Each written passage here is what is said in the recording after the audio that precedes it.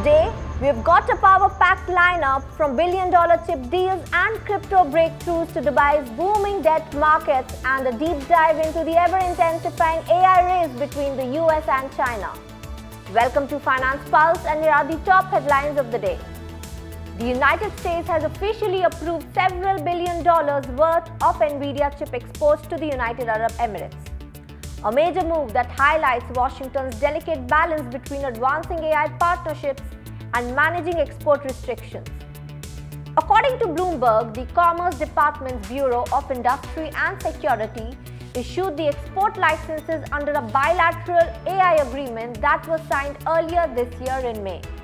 This deal signals growing confidence in the UAE's tech ecosystem, particularly as the Gulf nation continues to invest heavily in AI infrastructure and data-driven innovation. For Nvidia, it's another massive win in a year dominated by global chip demand, even as US regulators maintain tight controls on exports to certain regions, including China. Next up, Wall Street's crypto embrace just got a little warmer. Citi has announced an investment in stablecoin infrastructure firm BVNK, marking another major step by US banks into the digital asset space, CNBC reported. BVNK specializes in bridging the gap between fiat and crypto through its global payment rails, effectively helping businesses move funds in and out of stablecoins seamlessly. Stablecoins, of course, are digital tokens pegged to traditional currencies like the US dollar, and they are fast becoming a cornerstone of next-generation finance. The biggest names in the space remain Tether and USDC, but Citi's move indicates that major financial institutions now view stablecoins as legitimate infrastructure, not just speculative assets. As banks begin building these digital rails, the lines between traditional finance and decentralized networks continue to blur.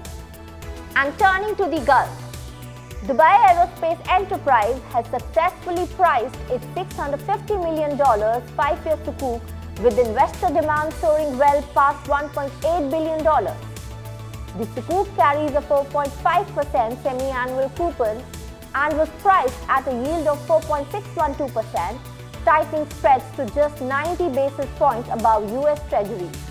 That strong appetite highlights the sustained global confidence in Dubai's debt market, especially as local issuers tap into Islamic finance amid a wave of regional infrastructure and aviation growth. Now, for today's deep dive, we turn our focus to a conversation that could define the future of artificial intelligence.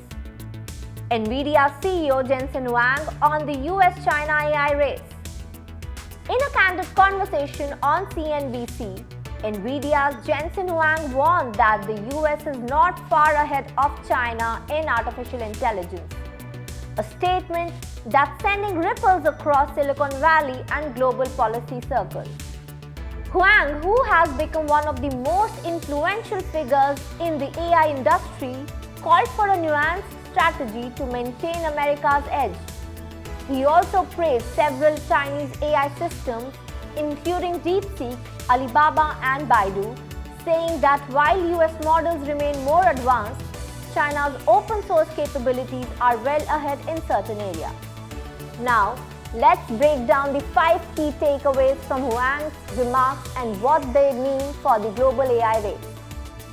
First, he cautioned that the US's lead could narrow quickly if innovation doesn't accelerate at the application level. Second, energy production is a critical advantage for China. The country generated more than 10,000 terawatt-hours of electricity in 2024, more than double the US, giving it a head start in powering massive data centers and AI workloads.